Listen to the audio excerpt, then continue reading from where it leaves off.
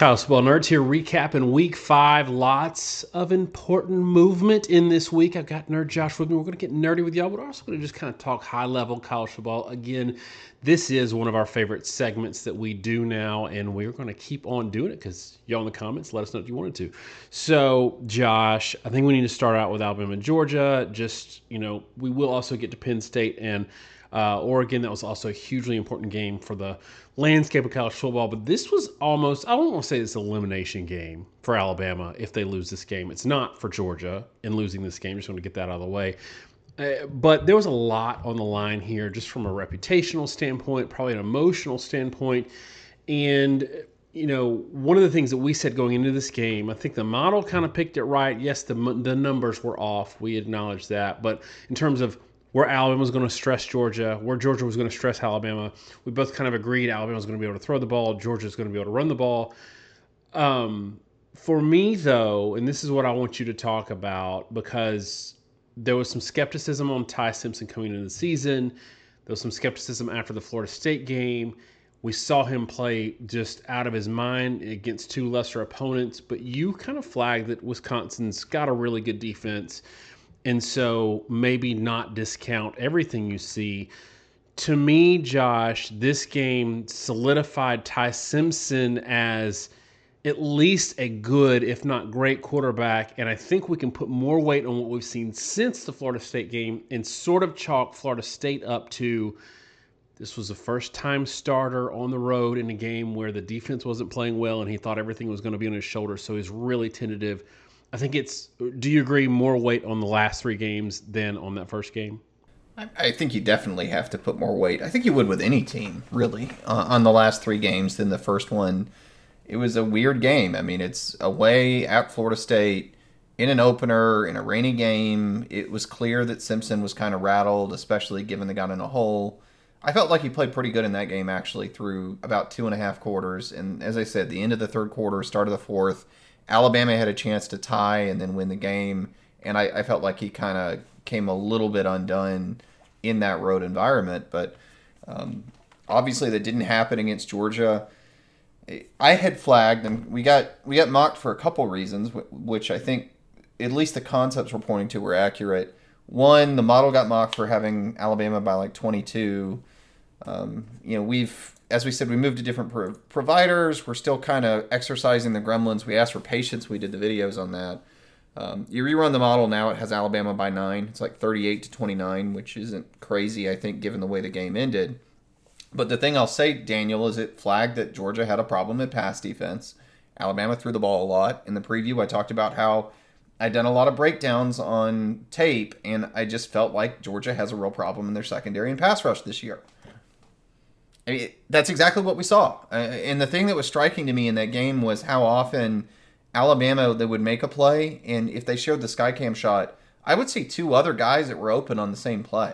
How many times Alabama missed a catch or missed a throw and then just got it on third down the next down? I don't think Georgia's pass defense is very good this year. I just don't. But the thing I will say about them, and this is a typical Kirby Smart thing, is as the game progressed, they got better. They made adjustments.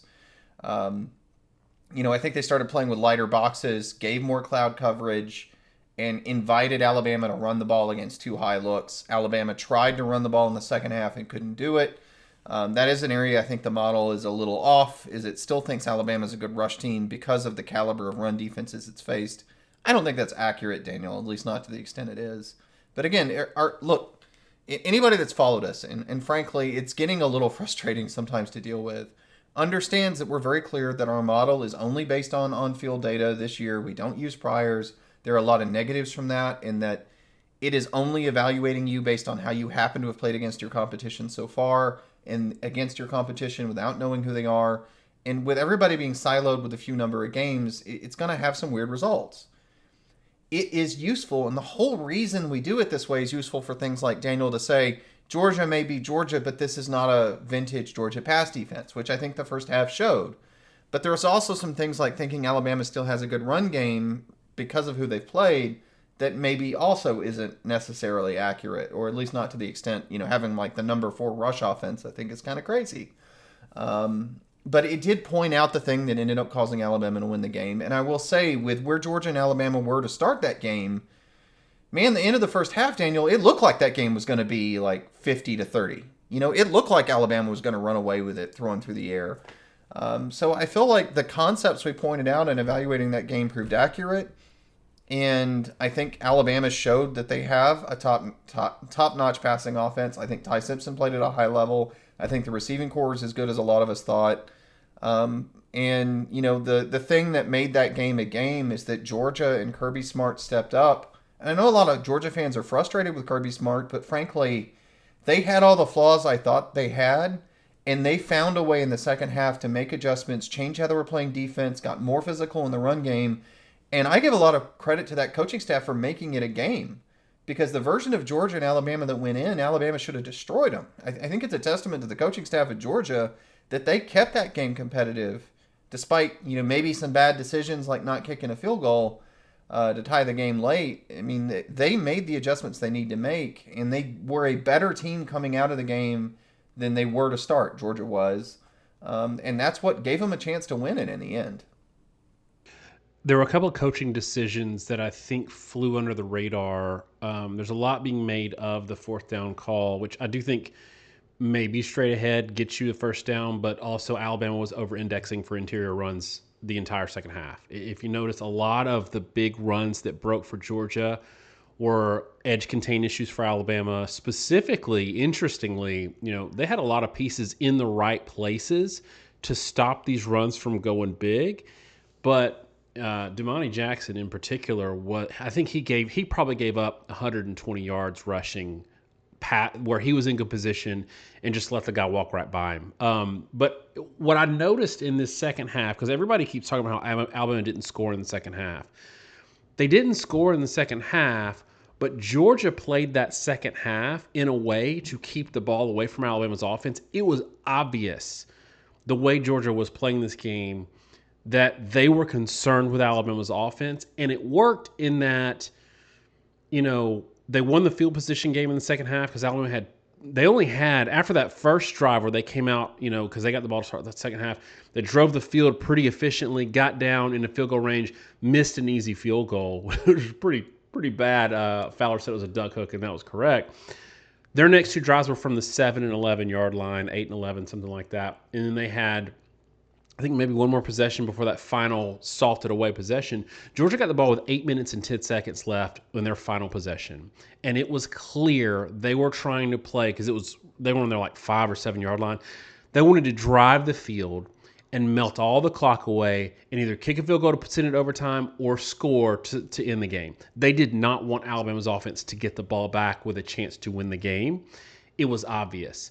The only problem with that is it's a huge gamble. When you shorten the game and you're behind, you limit your possessions, and at some point it becomes a possession game. Josh, to me, the fourth down call where they, got stopped instead of kicking a field goal, and that final drive where I think they had to punt with 3 minutes left or something like that. That final drive, to me, were a calculated risk, and if it works, great, but it looked like they were trying to keep the ball away from Alabama's offense, and it just kind of backfired. I think a lot of the consternation is the fact that they were being so successful with just standard runs. And Daniel, that's always deceptive, because you can be successful in standard runs versus a defense playing standard defense, and it doesn't necessarily work when the other team is, like you're saying, over-indexing or shortening. Alabama definitely has depth issues in their front. Keenan, when he was in, they were a little better in the interior runs.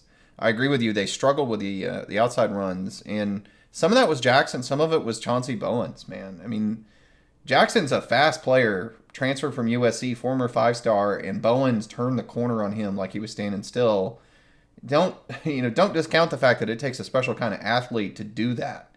And I think it's notable when you go through the sheet. I mean, Bowens had 120 yards rushing for Georgia, and you can look at Georgia and say they have 227. But of that 227, they had 108 from the rest of the team and 119 from Bowens on his 12 carries. I mean, Nate Frazier only had 4 carries for 30 yards. Josh McCray felt like he was really successful for them. He only had 15 yards in the game on 6 carries. It was Bowens kind of, I think, exploding onto the scene. That was a lot of the game, honestly, for Georgia. And I'm with you. I mean, it was a calculated risk, but Alabama was clearly struggling on the edges. They had an injury to their starting edge guy, which I think put them in a bad position. They were continually giving up the edge. They were continually failing to run down the edge with Chauncey Bowens, that freshman. He'd gotten a lot of carries the last couple games, hadn't been that effective, but it was kind of a breakout game for him, probably due to the style of play that they were facing. And they rode the hot hand. And a lot of the decisions they make, I think, were based on that reality that the truth is they were being successful in the interior, but they were being way more successful out leveraging for Alabama's defense. Daniel, a lot of this goes down to something we talk about a lot, right? Alabama lost a bad game against Florida State where they played poorly. A good team playing a bad game does not mean that they're a bad team and does not mean they won't beat a good team. I think Georgia's a good team. I think Alabama was a good team. That's how I felt going in. We both were really kind of all over the score. I picked Alabama to win right around, I don't know what I have them like 27-24. It was 24-21. Not that it's an uncommon prediction. But this game was exactly, Daniel, this game was exactly what I said it would be. Georgia had issues in the secondary, stopping Alabama's passing attack. They were vulnerable there. Georgia tightened things down. Alabama struggled with the run game. Georgia made calculated risks that I think made sense in the second half. I will say it was actually, that big fourth down play where Alabama's 22 goes and stops it. 22 makes a phenomenal play, and Georgia's right tackle turns him and actually doesn't keep him engaged. They've substituted due to the injuries. They had the young guy in there, and he doesn't keep containment, lets the guy make a tackle. That doesn't happen. Georgia scores. Georgia may well win this ball game. Alabama probably has a chance to score to win it in the end, but I felt like these were two pretty evenly matched teams. I think our model was right that Alabama probably on the whole is a slightly better team right now than Georgia. Winning that game on the road is a big deal. But I think you've just got to tip your hat to both these teams, and they both have a lot of things that they're so good at that they make the other team look bad. And it may not be the last time these two teams meet.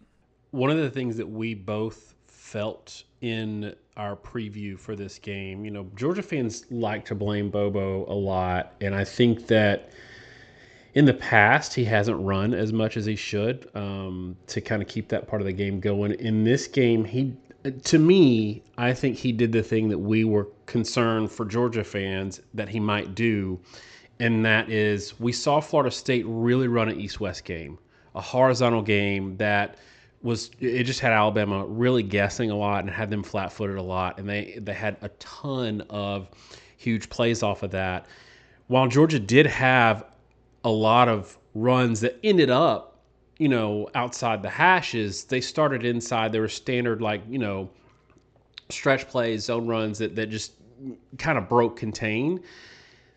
They still played a lot of straight-up standard football. And they didn't do a lot that was confusing. Now, they executed well in the run game, but they didn't do a lot that really had Alabama on roller skates, in my opinion.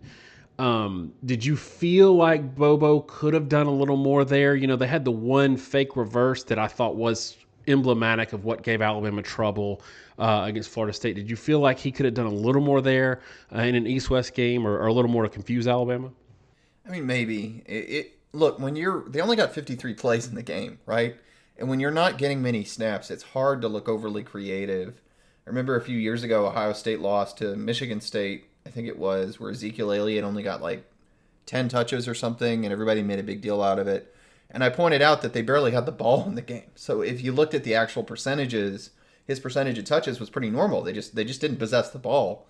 I don't think Bobo was overly creative, but he was creative enough. I don't know that Georgia is an excellent downfield passing attack. I thought they were more effective actually in this game than you would think.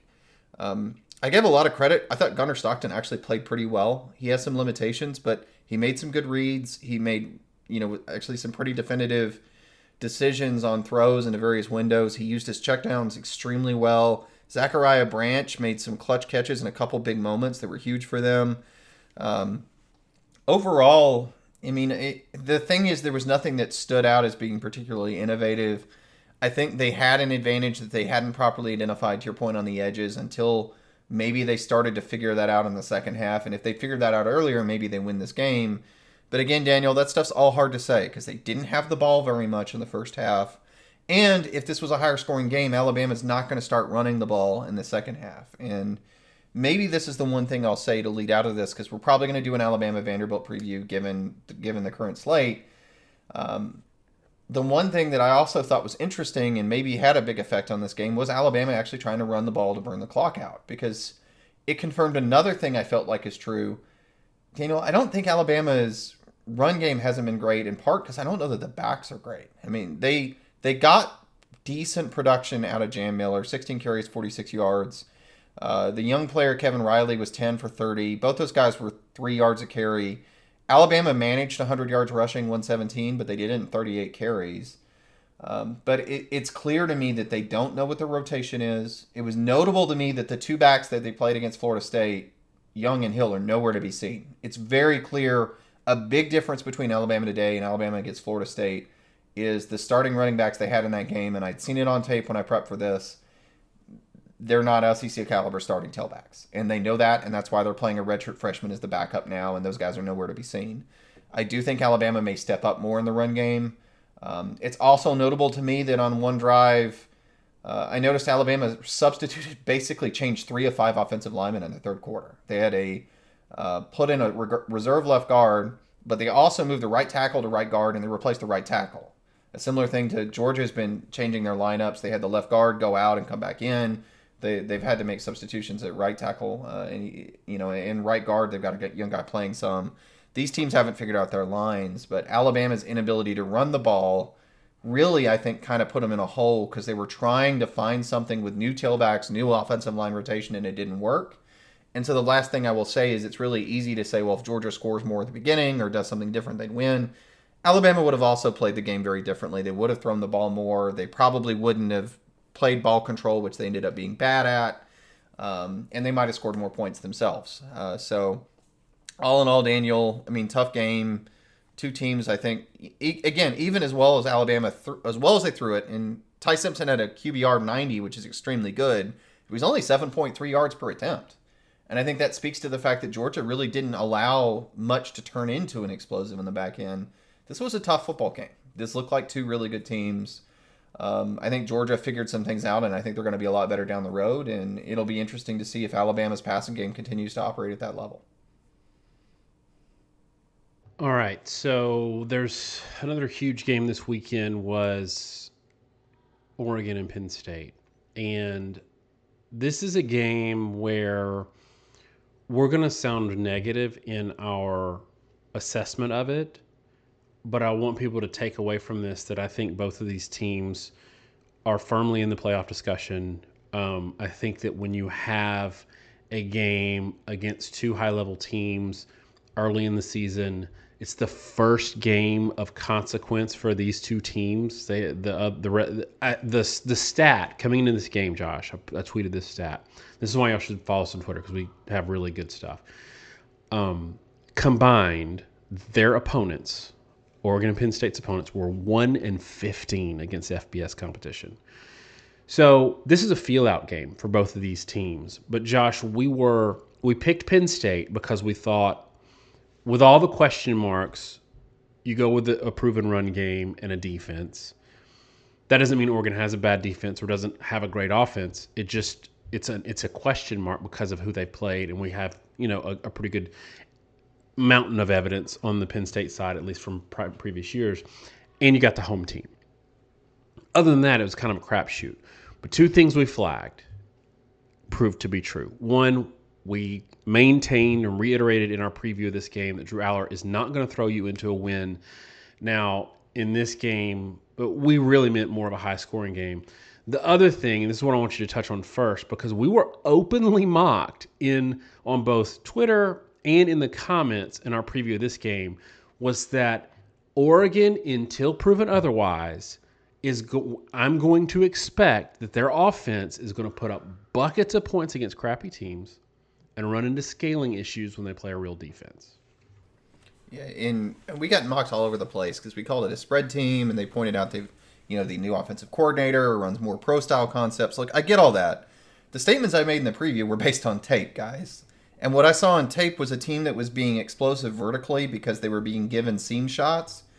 But most of their offense is based on horizontal movement. Most of the stuff was throwing on out routes. Still a high volume of throws behind the line of scrimmage. Daniel, for all the fans that really got on us for that, the longest throw in the game by Dante Moore, who I did think played at a high level, was 29 yards.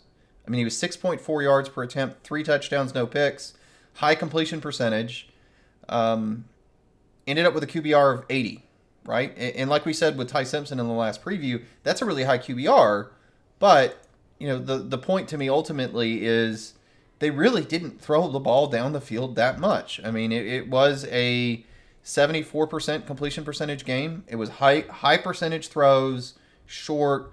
The thing that made Moore special in this game, and I'd seen it on tape and I didn't know how it would work out, is his ability to throw the football on the move is special, Daniel. Like his ability running to his right or his left, particularly his right, to turn and throw the ball accurately on a line anywhere on the field is special. He doesn't have to have his feet set. People talk about body angles or off balance throws. He's got that. Like he can be rolling, he can turn. He threw across his body multiple times, accurate throws with direction.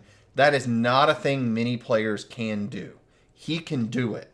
And it makes him really dangerous because trying to prevent him from finding a play is hard. Most guys, you flush them out.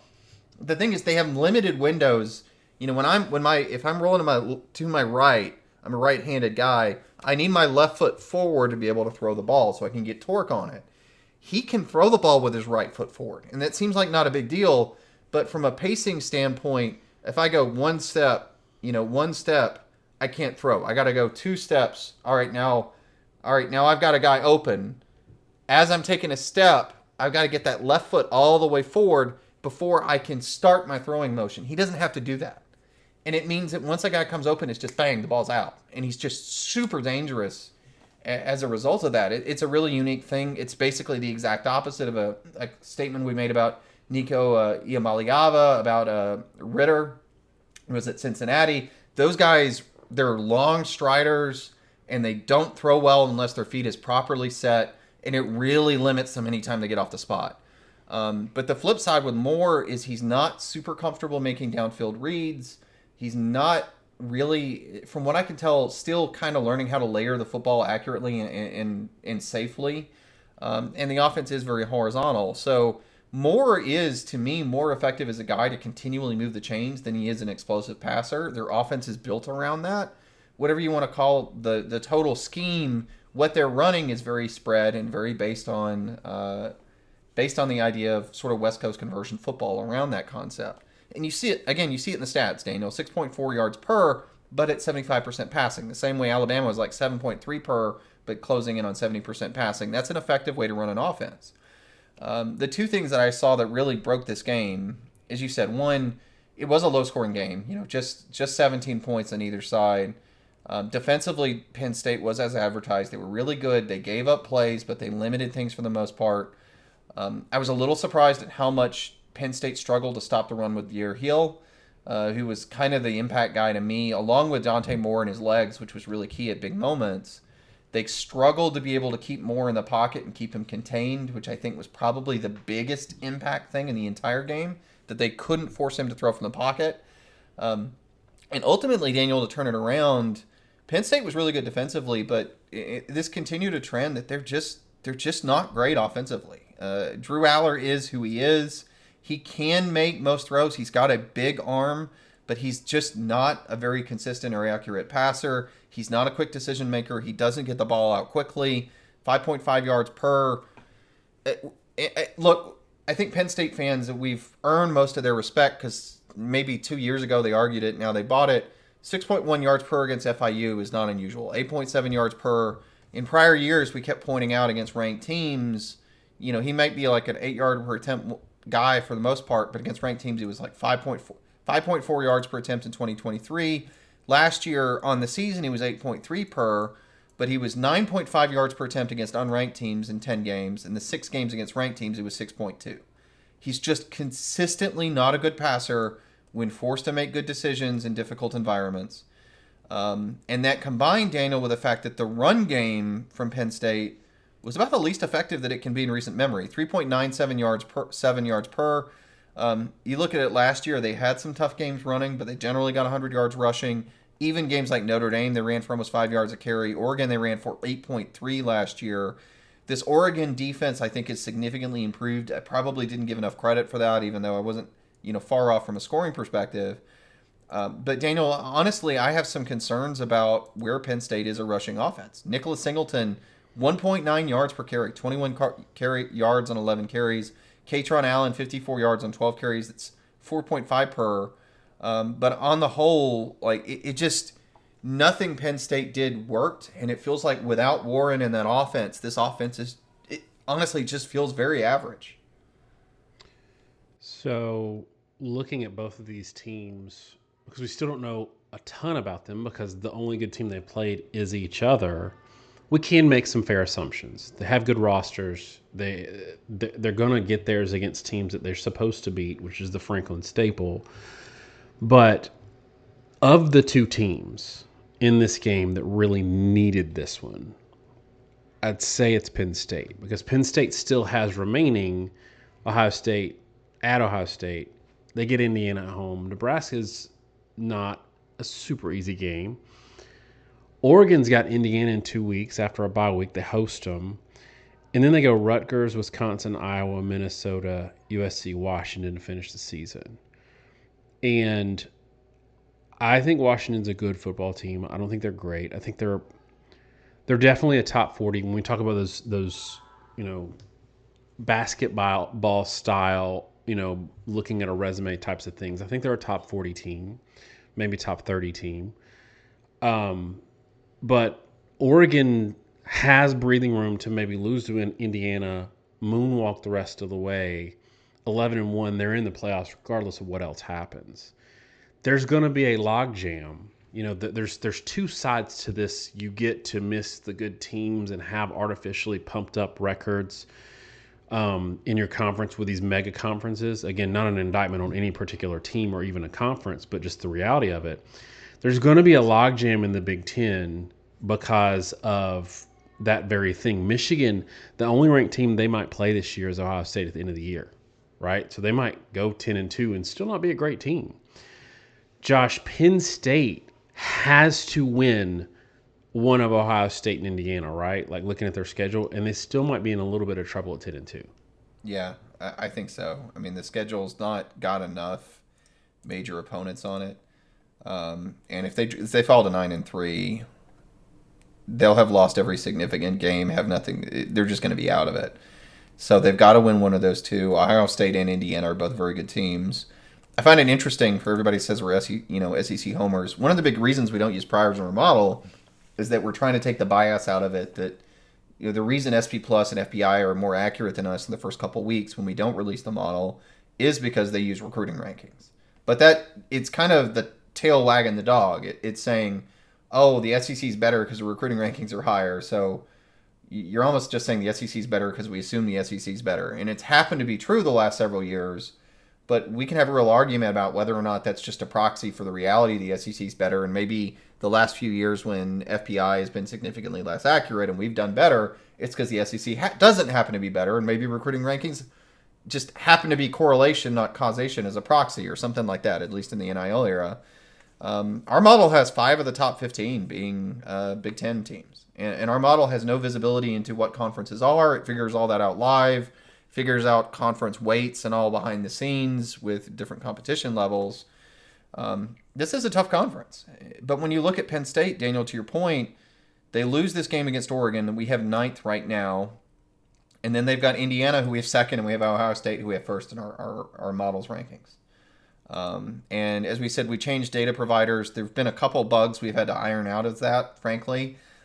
We fully acknowledge it and own it, but it's the two of us, mostly Daniel on the coding side, doing this work as a hobby.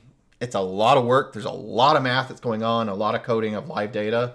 And the fact that we have an actual website that, 2 guys have coded and built is a big deal.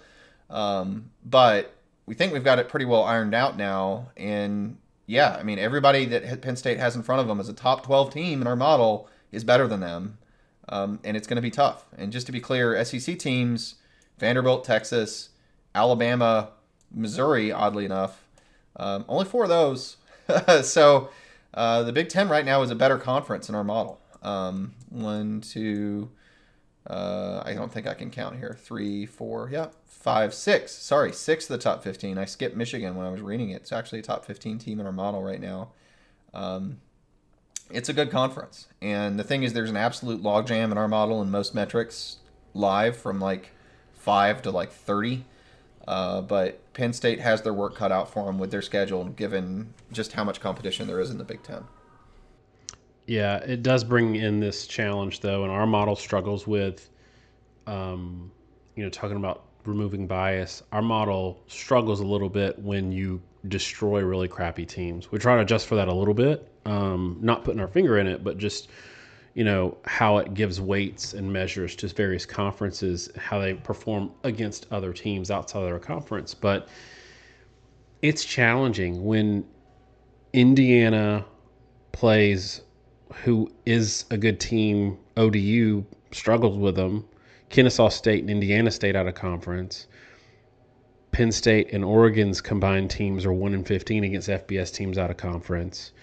A lot of these teams avoid one another. It's tough to determine who's good and who's not, and that's why we stress and harp on teams like Michigan going to Oklahoma, Ohio State they're playing Texas this year. They've got like Alabama on the schedule in the future. They've got some hitters. And so things need to be standardized across the board. That's not an SEC complaint. That's a general complaint. And it's not because I think Indiana, who's going to go 11-1 this year, they just are, doesn't belong in the playoffs. It's that I want to see how good Indiana's, 8-1 they go in conference is compared to the team they played, if they played a team of note, does in their conference. Because if Indiana goes 8-1 in the conference but lost big to Ole Miss, which I don't think they would, by the way, that's a very important data point that we just don't have, right? Indiana canceled their home and home with Virginia. They would have played Virginia this year out of conference. What a huge data point that would be, because Virginia just beat Florida State. What a huge data point if Indiana beat Virginia 42-10, right? And to be clear, I mean, Virginia is number 19 in our model, and I don't think that's right. Crazy. I don't either. I mean, they're a legitimately good team with Chandler Morris at quarterback, and they have a lot of transfers all over that roster, just like Florida State. I mean, the lack of data points is big. If you go run our model, you can go to collegefootballnerds.com, run a model between any 2 teams. You'll see a lot of shakeup from the last time. Part of that was fixing some data issues. Most of it is just having 1 extra week's worth of data.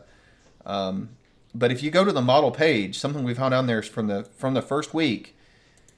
Second sentence under Game Simulator: teams playing very weak schedules are overvalued. Period. Like, it is a genuine modeling problem that you have in any computer model. SP Plus has that issue. FBI has that issue. There's no way to control for it. And the reason is, in football, when you have enough of an advantage, the way things work schematically, especially when you run more aggressive offenses, more modern offenses that push the ball downfield more, that try to attack more, you're able to leverage those advantages into huge scoring differentials. And some of that stuff, that aggression, really doesn't work when you play better teams, because you need a lot of time to throw, you need a lot of space. And if you're blitzing and you're playing worse quarterbacks or worse teams, you get home more and they don't get the ball out as fast. You play a better quarterback to get the ball out quickly and they make touchdowns out of it. And so there are teams like, I do say this frankly, Indiana right now is number 2 on our model because of who they played, because of how they destroyed Illinois. Daniel, I absolutely do not think Indiana is the second best team in the country. I think, especially after the Iowa game being fairly close, kind of confirmed to me, this is a team that is going to have some scaling issues down the road. But our model right now, based on results, says, well, yeah, but they destroyed some good teams to such an extent that I have to give them a lot of credit. I think that's eventually going to come down to earth. Like points per game in our model, they're the number 1 scoring offense, despite being 11th in the country overall. Relative performance, where we look at how you did versus expectation, they're first. They score 150% more meaning 250% of their opponent's expected scoring allowed. And I think, again, a lot of that is their ability to kind of inflate scores with the way they play football against teams where they have an advantage. And the fact they caught Illinois with injuries and a guy knocked out of the game really has blown that up in a way that probably won't pan out, spoiler alert, in a couple weeks when they play at Oregon. All right, let's do a kind of a rapid fire on some of these. One of the games we didn't preview that I wish we would have was Arkansas and LSU. 24-19. Oh, not Arkansas. Ole Miss LSU. 24-19. Ole Miss wins this. Yeah. The Arkansas score allowed is never going to be in the 20s at any point, Daniel. I can't even talk about that. I do. I hate it for Sam Pittman. His team clearly quit on him, but a change needed to be made. This is another game where if we really wanted to be jerky nerds, we could take a victory lap on Garrett Nussmeier because we warned that he was an inefficient quarterback coming into the season, that a lot of his numbers and hype were based on volume metrics and not on per play efficiency metrics. And, there's a lot of math and numbers we could discuss about him, but if you just watch him play, if you watch him play this year, I think he's a lot of who he was last year, but with what looks to be less supporting cast around him. I don't think his wide receivers are as good. I don't think his offensive line is great. It looks to me, and I don't want to take away from Ole Miss, but, Ole Miss had a close game against Kentucky, a close game against Arkansas. I don't think Ole Miss is a particularly great team. I think they're a good team who's probably going to be a little overrated for a while. This LSU team was overrated, and this is a problem with preseason hype being married up to some sort of confirmation bias on wins because one of two teams, LSU or Clemson, was going to get overrated after that win. We didn't adjust when we saw Clemson was not who we thought they were. And now we're probably going to overreact to Ole Miss beating number 4 LSU when in reality LSU wasn't the 4th best team in the country, and they actually might have some problems at quarterback. Yeah, no, I agree. And, Daniel, right now they have LSU at 13th. Georgia's at 12th.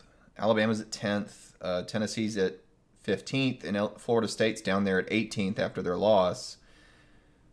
I honestly have a hard time having LSU at 13th. I mean, our current model rankings, they have LSU 23rd, Ole Miss 17th. I feel like both of those, frankly, are about right with where these teams are. Even, again, power ratings are not rankings. Rankings should be based, though, on the power ratings of who you've played and who you've beaten.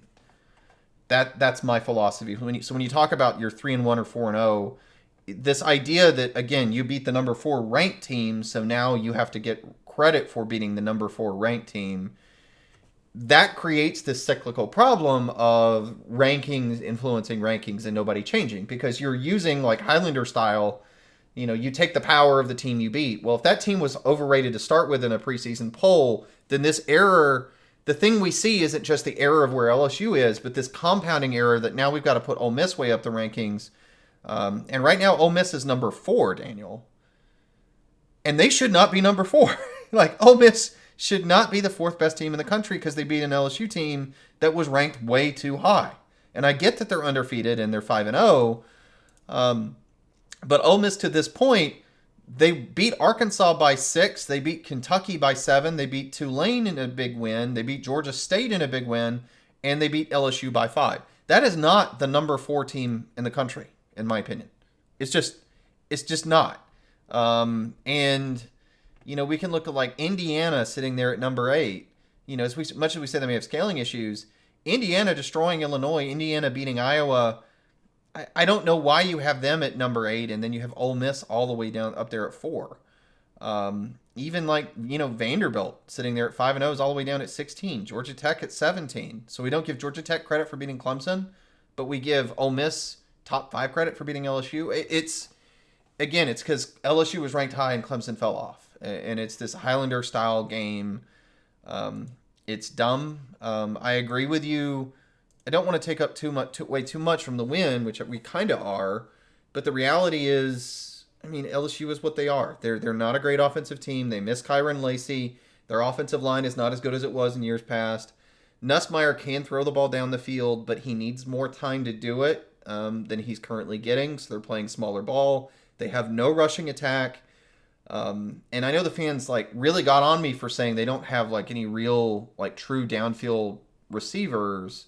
And they point out, well, the guys we have are deep threats. What they are, they're burners. So they can get behind a defense. Guys like Barry and Brown, yeah, he's a burner. He can get behind the defense, but he's 5'11", 185. What they don't have are a number, the Jamar Chase, Jefferson, bigger targets that can really run a pro-style downfield passing attack, and you can make layered throws over a defense to them. The guys they have are frankly too short. So they either need to throw underneath or they need to throw behind, but they can't throw in that like 10 to 40 yard window against cover 3 where guys are floating around in coverage because the receivers aren't big enough and don't have the catch radius to operate in that style of offense, and compound it with the offensive line issues. And so it's really limiting what they can do offensively, and they're just, frankly, they're just not great. And defensively, I think they're very good. But still, I mean, when you look at their competition level, Daniel, and you break it down, LSU scheduled to date, they beat Florida 20-10, and we know Florida's offense is really in the gutter right now. Clemson 17-10. We know Clemson's offense is in the gutter. Louisiana Tech, who's not a good team, and FCS, and now Ole Miss, where they gave up 24. And Ole Miss threw for 8 yards a carry, ran the ball for 4 yards or 8 yards per attempt, ran the ball for 4 yards per carry. I don't really know what to make of LSU. And I'll say again, they're 23rd in our rankings, power ratings, which I think is fair. Their defense is 13th against the pass, 12th against the run, which is pretty darn good. One of the better ones in the country, which I think is fair. But the offense is like 70th in the country. And, it is what it is, but we've taken an Ole Miss team that we have defensively 75th against the run, which if you've watched them this year is probably accurate, but 12th against the pass, 47th running the ball, 11th passing the ball. That's not a top 5 team. They just got credit for beating number 4. I'll leave that rant at that, but they're a good team. They're probably a top 15, certainly a top 25 team. I think LSU's a top 25 team. But we're still insistent on putting one of those teams top 5, from Clemson, now to LSU, now Highlander style, moving to Ole Miss. And we can't just accept that silo of teams is not particularly good this year. The frustration I have is just the obsession with wins and losses. Wins and losses and preseason rankings are the two things that make the top 25 what it is. And that's, to me, that's ridiculous. You have to look. You can draw information from the actual games themselves and determine whether or not, and have that contribute to your ranking. A 7. Do you think, Daniel, do you think Ole Miss is beating Penn State right now, despite losing to Oregon? Or Texas, who lost to Ohio State? I don't think, I don't think they beat Vanderbilt right now. I don't think, look, how is it, yes, I think that their ranking, their record is important. Wins and losses are important. But this is what I always say. And there's some of this going on in rankings, and that's why Virginia is number 19 or number 24 and not number 4 or whatever. Implicitly, we kind of know. But if you beat UAB by 1 point, or you lose to Ohio State by 1 point, the people that say you got to win your games, wins and losses is what matters, are going to tell you that beating UAB by 1 point is better than losing to Ohio State by 1 point, and it's not. And that's not just a power ranking statement. If you barely beat UAB by 1 point, you should drop in the rankings as well. That is not just a power rated statement. And I don't know why we can't look at a 1-score win over a Kentucky team that just got drilled by South Carolina, or a 1-score win over Arkansas because they fumbled driving late to put the game away to beat Ole Miss. A 1-score win over Arkansas against a team that they could have lost by 60, 70 points to Notre Dame if Notre Dame didn't, take the air out of the ball. Why can't we have those pieces of information contribute to it more than just the win-loss record? I don't know. All right, enough of that. Josh, I want to talk a little bit as we wind this down. Florida State, Virginia, everybody is now writing off Florida State. We're going to preview Florida State, Miami in a little bit. I think it's ridiculous and absurd that we're writing off a team that had one of the worst, really kind of bad luck first quarters I've ever seen, slowest starts I've ever seen. Still could have easily won the game. This was, I think they had like 40 yards of penalties in the first two possessions. So their possession offensively and then their possession defensively. And they had one turnover that was tough luck and one turnover that was just absolute freak. They happened to send a corner blitz when they were throwing something into the flats, and that cost them basically a 14-point swing.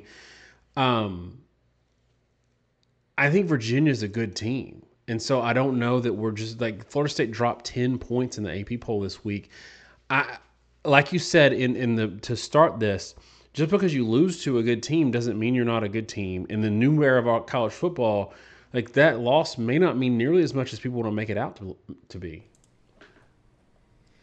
Yeah, I mean the problem with Virginia, and this is sort of all the like transitoriness of college football, right? They blew a game against NC State. NC State, they were up 24-14 at the half. They come down. They give up a touchdown to start the third quarter. NC State kind of rallies. Virginia fights. They throw a bad interception trying to win that game at the end. A game where they had over 500 yards of offense. Virginia is probably one of the best offenses in football right now, or at least on the upper end. And they lost a game they shouldn't have lost themselves to an NC State game that isn't very good. But because of that, we kind of discount the reality when they play at Florida State. And it goes back to what we said earlier, right? Alabama isn't easier to beat because they lost to Florida State. If anything, it usually makes a team harder. Virginia was in that realm. It was at Virginia. Florida State in this game, I mean, they outgained Virginia by 76 yards, 516 yards of offense, 258 passing, 258 rushing, which is, unique thing of being completely balanced. 7.8 yards per pass, 5.5 per rush. I do think the Castellanos having a bad ankle. I actually think it affected him more in the passing game than the running game, Daniel. You could tell he can't get as much on his throws. But they still were just kind of ripping the ball downfield. But the end of the first quarter, they drive down. They punt the first drive. The second drive, they take a 10-yard penalty. They fumble the ball on the first play that counts. Sawchuck, then they drive 70 yards through a bad interception, and suddenly it's still 7-0 UVA. Florida State gives up another touchdown. It's now 14-0. And at that point, Florida State goes touchdown, touchdown, touchdown, end of half, missed field goal, touchdown, turnover and downs, touchdown. Like, once they stopped messing around, they went right through Virginia the entire rest of the game till they throw a pick on the final drive in the second overtime. So the point there being, I think Florida State is what I thought they were. I think Florida State's an elite offense. I think they have some defensive issues, and we can talk about that more in the preview. But I think Virginia's a good team. Again, they're 19th in our model. Knowing our model of Florida State, and it doesn't play the Highlander game, but beating a good team is going to help you look better. I think both these teams are just high offense teams. And when you're playing games that are one-dimensional, we say this all the time, you're really good on offense or really good on defense, mistakes and turnovers become disproportionately effective. Florida State made the wrong mistakes at the wrong time and lost this game. I still think Florida State's a very good team, and we'll talk about what that means for them, I think, in the Florida State-Miami preview. I do want to, we said rapid fire, we're doing a bad job of it. I want to touch on some of these other games too. Ohio State-Washington. I mean, I thought the game was interesting. The score is deceptive. That was a really low-scoring game right until the very end of it. Ohio State put 10 points in the last frame, but it was 14-6 going into the fourth quarter. It's yet another game, Daniel, where for all the yardage even, Ohio State just isn't scoring that much. And our model didn't love Ohio State in this matchup. And the thing people kept asking about, like, why is that? And I noted Ohio State's scoring efficiency is really bad. They're not converting yards to points in any of their games. You can talk about, we don't just do like points per yard. We talk about this all the time. It's not that simplistic, but it is, in a simple sense, it's what's going on. And our model does at some level talk about production and convert it into points. Ohio State lacks, to kind of a shocking degree, much explosiveness. Their longest play from scrimmage in this, Daniel, was 19 yards. Jeremiah Smith had a 19-yard gain, and that was it. Every play in this game from Ohio State was less than 20 yards. To be fair, I think they allowed one gain of 25 yards or more to Washington. But at what point, talking one-dimensionality, do you think this may bite Ohio State? I mean, they're the number one team on our model. I think they're by far the best defense right now playing football, from what I can tell. And that the offense, as many good pieces as they have, they just don't score much. In part because, again, there's no explosiveness in the offense. Is that who they are? Has it been a function of Washington defensively? I mean, what do you think's going on? This is a situation where people are going to say 24-6. We were just playing our game. Same thing with Texas game. Who you say by far? I think Ohio State and Texas have defenses that are a cut above everybody by far. But yes, Ohio State. Washington's a good offense. Washington's a good football team. Make no mistake, people might take away from the score or whatever. Washington, who hasn't been great lately since DeBoer left, which is 1 year. Washington is a good football team. I thought that was going to be a challenge for Ohio State because it's a tough environment. It's a legitimately hard place to play. But this game was 17-6. Washington had the ball on Ohio State's side of the field and had a chance to put some points on the board. It ended up being 24-6 with like 3 minutes left in the game. So, yeah. And after a turnover, I mean, it's classic case, right? Turnover rundowns because they're trying absolute catch-up mode, and they turn it over, end up getting sacked, right? And Ohio State gets it on Washington's side of the field, is able to punch it in. And I will say this is not, I had no dog in this. So watching it as an impartial observer, I thought Washington got screwed by some calls that just based on timing and how impactful they were to the game just kind of broke their back in a way that like they had zero margin for anything to go, luck-wise to fall against them. So when that happens, it sort of has an amplified effect. But that roughing the passer call was absurd, and it was crucial because I think they stopped them on that play. But to your broader point, this is a few games now that we've got enough data to say that it's not just Ohio State sandbagging. It's not just that they're waiting to explode on somebody big. They might put it together by the end of the year, but right now I think they have a passing game that is going to take what the defense gives them and nothing more. So you're going to see a lot of underneath stuff. You're going to see a lot of just on the nose first read throws from Sagan. There's not a lot of verticality in this game, right, in this offense right now. And the run game is not what it was last year. It's not bad. It's not what it was last year, but I think it's the difference between the teams we saw, through the 4-team playoff era where there was one or two teams that were so dominant that stood out above everybody else. That's who, when Ohio State sees number one next to their name, that's who they are used to being. And I don't think they are that, but that doesn't mean they can't win a national championship because nobody is that anymore. What you used to have is a team like Ohio State is this year defensively.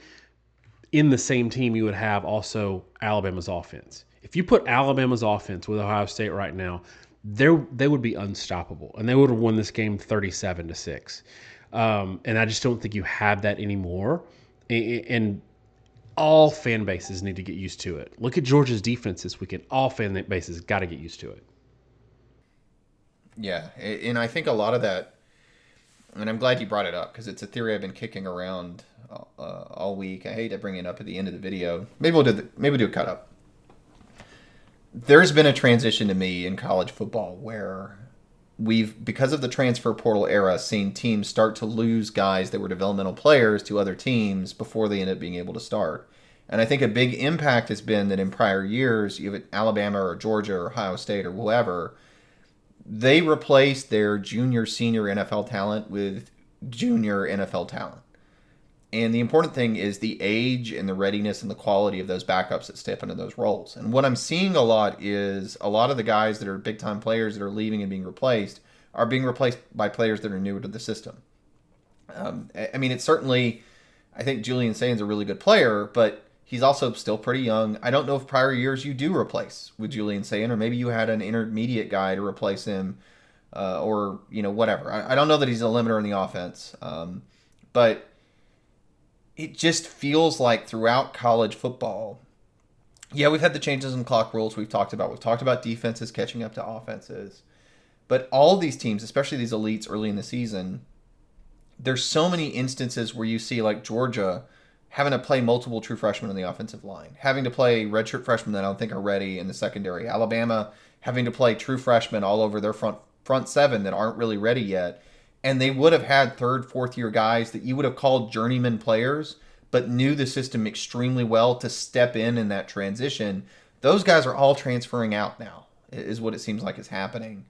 And maybe Ohio State's a bad example of this, but certainly Alabama and Georgia, I felt like in that game there were just so many places where you saw like, yeah, there's a really young player in this position right now, or a guy that's probably not ready for this role, that's maybe talented, but he's having to be asked to do too much. Robinson jumping on the pile in the Alabama-Georgia game late in the game, which was a pivotal play, that's a redshirt freshman that I don't think is ready. And I'd seen that on tape when we broke down the game, and I'd said, look, they want this guy to start because they don't trust Harris, but he makes a lot of mental errors. He's not ready to play. And I don't think he would have seen the field. I think they would have had, like, Julian Humphrey, who transferred to A&M, would still be at Georgia and might be starting right now for them. And I think those things are compounding, and it's keeping teams from being these completely built juggernauts, which I think people will say has created parity, which in a sense, but people thought it'd be parity because it's making the bad teams better, because they're getting players to make them more elevated. I think the reality is it's just creating more roster volatility for the bigger teams, and it takes them more into the season to completely rebuild, reload, know who they are. Ohio State doesn't have that much turnover, so it's a little baffling why they're at kind of the way they are offensively right now. But to some extent, I think they probably don't have that identity because the turnover is just so jarring in football. The other thing I'll say, Daniel, now that we've kind of went through that, I do think I was right about Julian Sayin. I think Sayin, I said he has a short release point. He gets the ball out quick in a snappy fashion, but he kind of struggles, I think, throwing over levels. Like that release point is kind of flat. In one, he has struggles. Ignore his height. You saw balls get tipped at the line of scrimmage because the ball comes out at a low release point and it's hard to throw over the line. And two, and I've even, frankly, I've heard this from people that had scouted him, there's a lot of belief that he doesn't throw the deep ball very well because that throw is a laser beam underneath and they can try to run a high efficiency offense, but it's kind of an awkward motion when you're throwing downfield on leverage throws and you're trying to put air on the ball. And I think that's something that's limiting Ohio State. And one, I think it's been a problem for them in this game and maybe a problem all year. But two, it again really makes me question if they had the normal developmentalistic quarterbacks, is Julian Sayin really the guy this year? Or is he somebody they're trying to tweak mechanically? Is this a guy that's having to play before they've really got him mechanically where he needs to be? I don't know. But I think it's been an overriding factor in a lot of college football. A lot of people said that it wasn't going to be a big deal, that we flagged in the preview for Ohio State that they had a new quarterback, new defensive coordinator, new offensive coordinator. But I think it's proven true. Like if you compare, going back to Alabama's offense and even Georgia's, you've got some continuity there with guys who have been there for a bit of time, playing under an OC who has been there for a time. Yes, Grubb is new in Alabama, but it's the same system that Ty was in all year last year, being that backup guy. And I think there is probably still some continuity with Sayin there, but you have a guy that's been in Alabama for, 3 or 4 years now, and that does speak to your jumping around sort of transfer situation. Quarterbacks seem to do a lot better than a lot of the other players in terms of stepping in and being the guy. But I do think there's something to it. And I think that for Ohio State, the question is, what are your goals for this year? And are you, I don't want to say rebuilding. They're number one in our model. They're number one in the nation. They can absolutely win a national championship this year. But it's hard to know who you're going to be until you play one of those games where you have to score 30 plus. And it's going to come. And the question is, Is Sayin the guy to do that? Is this offensive scheme with Sayin and his limitations, or none that we just don't know? Is he the guy to do that? I don't know that the answer is no. Like, I think it's incomplete. It's not no, it's incomplete. But we'll see. Josh, you got anything else before we wrap it up for this long review session? Well, I mean, I'll say one more thing on that, which is you say, they score 30 plus, but they play Minnesota, Illinois, Wisconsin, Penn State, Purdue, UCLA, Rutgers, Michigan. Daniel, there's not a high level offense on that list. I mean, Illinois and Penn State, Michigan are probably the three best. They may not have to score 30 plus in the regular season, but that's, to me, a concern is, and this has happened to Ohio State in the past, I think they've had a number of teams that were probably teams that should have been in the national title, won playoff games or whatever, and they lost like in the first round. And I think they lost because they got stressed or got in a type of game they hadn't had to play before because the rest of the Big Ten hadn't tested them. Some of this Ohio State losing to Clemson. They were a better team. And I think there's a concern to me that they may get to the playoffs and their first game you got to score 30 plus is against a team that is as or more battle tested that can do that. And now they're trying to play that game for the first time versus a team that's been there and done that. And again, they're like top 10 in 3 or 4 major stats for us. They're the number one team in the country, but the scoring efficiency thing now is becoming an issue. And I'll blaze through a couple more games real quick because I feel like it. One, Notre Dame in our model, it's kind of funny. One thing they'll sneer at is they're number 7, Michigan's number 8. But I think it speaks to the fact that Notre Dame, when they're on, they're on. They've been playing close even in their losses. So from a power rating perspective, they're great. Arkansas, man, they've got a random number generator at green and the worst defense I've ever seen. Around the landscape, Texas A&M beats Auburn in a game that Auburn has a real quarterback problem with a good defense, a good receiving core, but they've got a bad offensive line, mediocre backs, and a terrible quarterback. And I'm almost concerned about A&M from that game being close, which is our model is too. Tennessee beats Mississippi State in a close game where I think Mississippi State is much improved, but that's a red flag for Tennessee. Georgia Tech barely scrapes by Wake Forest. It felt like one of those weeks. Illinois barely beating USC in what was a tight game, I think, between two evenly matched teams, where maybe a lot of teams were sort of struggling. But Daniel, maybe my last point, and if you agree, I felt like with a lot of these games, it wasn't so much like upset Saturday as much as it was sort of validation Saturday. I felt like there were a lot of teams that we found out who they really were this weekend in games that I think were reflective of the quality of their team, maybe more so to me than games that were really big upsets. And again, we're frustrated with the AP poll because I think there should have been more recalibration. But for me internally, this validated or did a lot to recalibrate my mindset. And I feel like this week we really got a much better feel for where a lot of teams are in the national landscape. Yeah, I agree with that. And it's interesting because 2 of the high-profile losses were Florida State and Georgia, and I still feel good about both of those teams. And that also, it just validated my opinion of Alabama being who I thought they were and Virginia being better than maybe I thought they were. So yeah, I totally agree with you. All right, y'all, get at us in the comments and let us know what you thought about this week and whether or not you think we're right about all the quarterbacks. That's Drew Aller, that's Jackson Arnold, that's Nussmeier. We've taken a lot of heat, but so far I think we've been proven right. Thanks so much, y'all. Have a great week, and God bless.